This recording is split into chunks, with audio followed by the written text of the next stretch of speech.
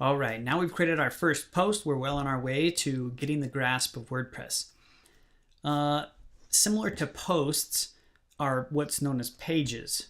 So the difference, this is often confusing for people starting out in WordPress, but a page is meant to be something that's semi-permanent, like an About Us page or a Contact Us page or company info page. Things that don't really change or update that often would typically be filed as pages, but they kind of work the same. You can create a new page. You can see there's the title and the content, but you can kind of think of them that way. Pages are more of a permanent page, while posts are typically things like articles or blog posts that kind of follow in a hierarchy or a date and things like that. So as you're generalizing which one of these to do, typically that's how people categorize these. Now, underneath the media category, this will show all of the images that you've uploaded to your different posts or pages. So if you've uploaded a file, whether it be an image, a PDF, a movie, all the different files you've uploaded at all the different times, whether it's months or years, will appear inside of this media panel. It kind of shows you all of the different assets that you've attached or uploaded to posts and pages. So that's what the media panel does. You can, of course, add new media there, just like you do in the post pages. So pages we quickly covered. Let's go ahead and look at the comments section next. Now, comments is similar to media, except it's for comments. This simply shows you all of the different comments that have been added to the posts or pages on your website. So you can see here the comment I just barely made. It's showing this comment. It says that it's attached to this post. And if I want to delete that comment, I can just unapprove it, or I can trash it, or I can mark it as spam. Sometimes you'll get spam that gets added to your web blog, so you can just mark those as spam to help fight that. You can also edit somebody's comment to correct something or remove something offensive. But anyway, you can modify all of your comments directly inside of the comments panel inside of WordPress as well. Now, the appearance panel has quite a bit to it. So this appearance tab is where you can download and install custom themes. Now, WordPress comes packaged, you can see here, with 3 themes. So this theme is called 2014. This is the latest theme for 2014. There's a theme in here called 2013 and then 2012. So every year the WordPress folks update the theme and install a new theme pack in here, and they always leave a couple of the old versions as well. Now, right now I have this 2014 theme applied, and I want to show you how easy it is to apply a new theme. So I'm going to click on this new theme right here. It shows me the details and tells me about it and a bit how this works. And I'm just going to simply click Activate. Now, once I activate this theme, it deactivates my 2014 theme and activates the new one. And now you'll see if I go to my website front end, I've got this complete new look and layout. So all the content is the same. All my posts are the same. The content, everything's still there. It's just a new design. So that's kind of what themes are inside of WordPress. They're just basically custom designs. And lots of people create these. You can buy them. You can download some for free, and you can even make your own.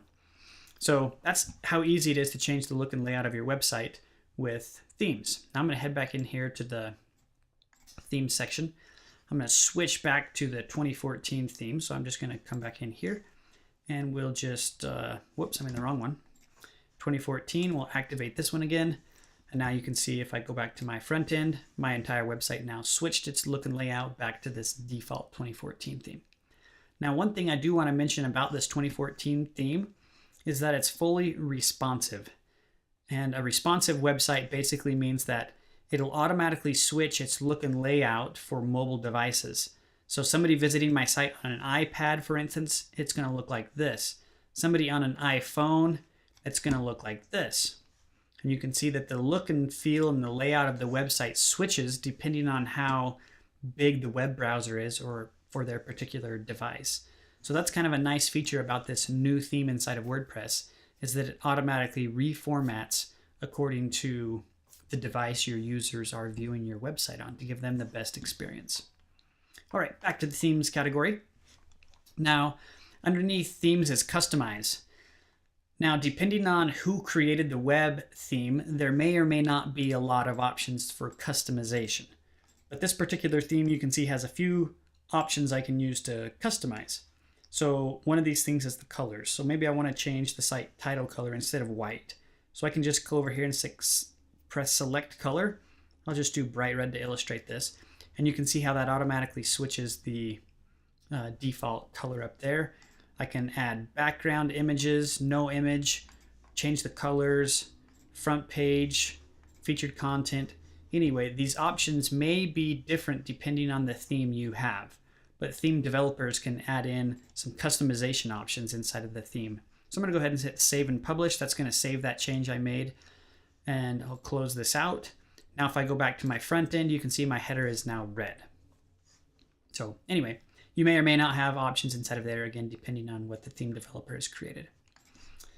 So let's keep going down here. Widgets. Widgets are another important aspect of WordPress. Widgets are little areas that you can embed inside of your website in different sections. For example, let's go over here and look at my website again. I can see that my website has a sidebar over here on the left. And then down at the very bottom, it has a footer area. And the very top would be considered the header area. So let's say I want to customize the content over here in the sidebar, or maybe add my own content in the sidebar. That's where widgets come into play. So I'm going to head back to the widget section.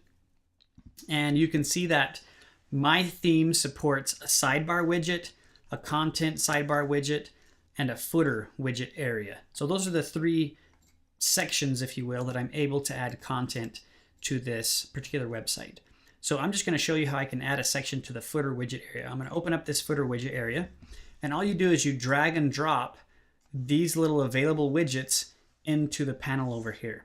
So maybe I want, let's see a couple of these. Maybe I want my footer to show me the recent posts of my website. So I'll just grab this and I'll drop it inside of that footer area, and I'll give this a title of recent posts, number of posts 5. We'll hit save. And now I'm going to navigate back to my website front end. And you'll see now down inside of the footer, it's showing me those recent posts. And that's kind of how widgets work. So you can add different functionality to different sides or sections of your website through widgets.